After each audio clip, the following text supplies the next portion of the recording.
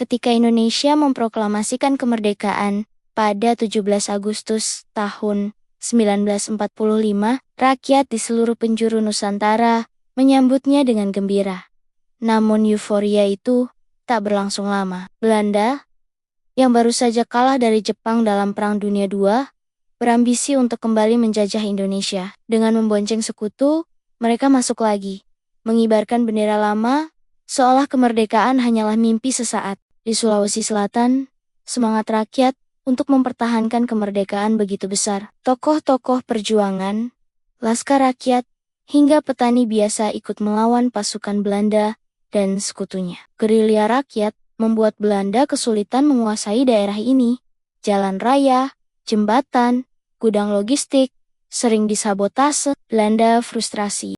Pada akhir 1946, Belanda mengutus seorang perwira muda berdarah Turki Belgia bernama Raymond Pierre Paul Westerling. Usianya baru 27 tahun, tetapi sudah terkenal dingin, keras, dan tak segan menggunakan kekerasan ekstrem. Ia memimpin pasukan elit Belanda bernama De Potspecially Troepen DST. Dari sinilah dimulai babak kelam yang kemudian dikenal sebagai tragedi Westerling. Metode Westerling sangat mengerikan. Ia menerapkan apa yang disebut Standrechtelijke Executie atau eksekusi di tempat tanpa pengadilan. Caranya kejam dan penuh teror. Rakyat desa dipaksa berkumpul di lapangan atau halaman rumah. Semua laki-laki, tua muda, berdiri berbaris. Westerling duduk di kursi dengan pistol atau rokok di tangannya. Lalu menunjuk orang-orang yang dianggap mencurigakan. Tanpa bukti, tanpa sidang, tanpa pembelaan. Yang ditunjuk langsung ditembak di depan kerumunan, jatuh bersimbah darah di tanah yang berdebu. Kadang Westerling sendiri yang menembak, kadang anak buahnya. Ia seolah menikmati pemandangan itu. Setelah satu orang roboh, berikutnya dipanggil.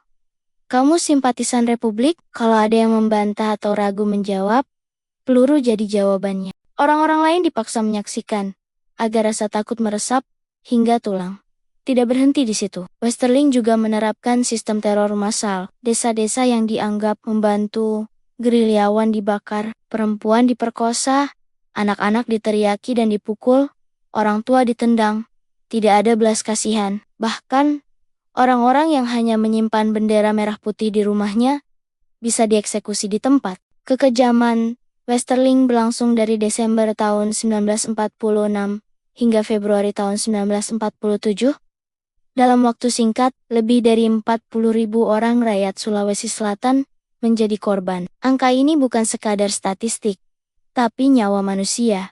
Bapak yang tidak pulang ke rumah, anak muda yang tak sempat dewasa, petani yang hanya ingin hidup tenang di sawah, semua direnggut dengan brutal. Kesaksian warga menggambarkan penderitaan itu. Ada ibu yang harus menyaksikan suaminya ditembak di depan anak-anak. Ada pemuda yang dipaksa menggali lubang, lalu ia sendiri yang dikuburkan setelah ditembak. Ada keluarga yang hilang seluruh anggotanya dalam semalam. Sulawesi Selatan berubah menjadi ladang kematian, tanah yang setiap jengkalnya menyimpan darah dan air mata. Yang lebih menyakitkan, setelah operasi itu, Westerling tidak pernah benar-benar dihukum. Belanda melindunginya. Ia dipuji sebagai prajurit yang efektif, menjaga ketertiban. Bayangkan, pembantaian puluhan ribu orang dianggap sebagai prestasi militer. Westerling pulang ke Belanda, hidup tenang, bahkan sempat menulis buku tentang pengalamannya.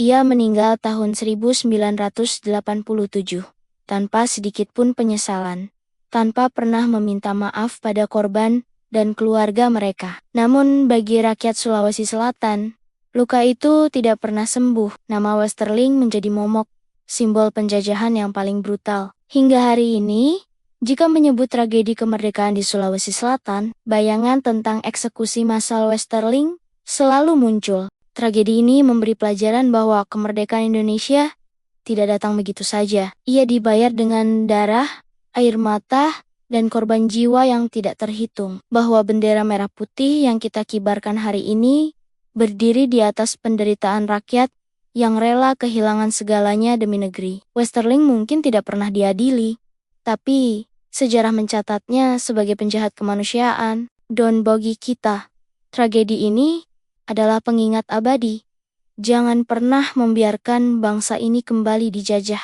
baik oleh bangsa lain maupun oleh ketidakadilan di negeri sendiri.